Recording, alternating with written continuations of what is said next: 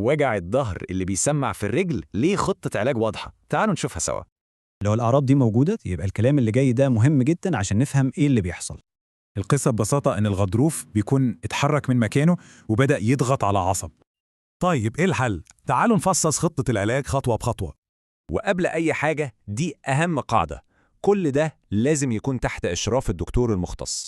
العلاج الدوائي قائم على 4 محاور أساسية، تعالوا نعرف دور كل واحد فيهم. أول حاجة المسكنات ومضادات الالتهاب عشان تهدي الوجع وتقلل الالتهاب اللي حاصل. تاني حاجة باسط العضلات، ده مهم عشان يفك الشد العضلي اللي بيخلي الألم أسوأ. ونيجي لأهم جزء في الموضوع، الدواء اللي بيعالج ألم العصب نفسه. أدوية زي دي مفعولها بيبان مع الوقت، عشان كده الانتظام عليها هو سر نجاحها. المحور الرابع هو الفيتامينات اللي بتساعد على تغذية وتقوية الأعصاب المتضررة دي. الملكنجة مثلا من أشهر الفيتامينات اللي بتتوصف عشان تدعم صحة الأعصاب.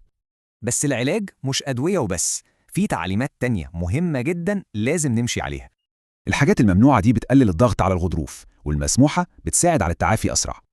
ركزوا معايا بقى في النقطة الجاية دي عشان خطيرة جدا ومهمة قوي. لو ظهر أي عرض من دول يبقى لازم على أقرب طوارئ فورا، الموضوع ده مفهوش أي تأخير. الخلاصة بقى من كل ده إيه أهم حاجة نطلع بيها؟ إن الغضروف ليه خطة علاج واضحة، بس مش مكان للاجتهادات الشخصية ووصفات النت. ونرجع نأكد تاني، الطبيب هو المصدر الوحيد للمعلومة والعلاج، محدش يفتي من نفسه. يا ترى في حد مر بنفس التجربة دي؟ احكوا لنا في الكومنتات، وألف سلامة على الجميع.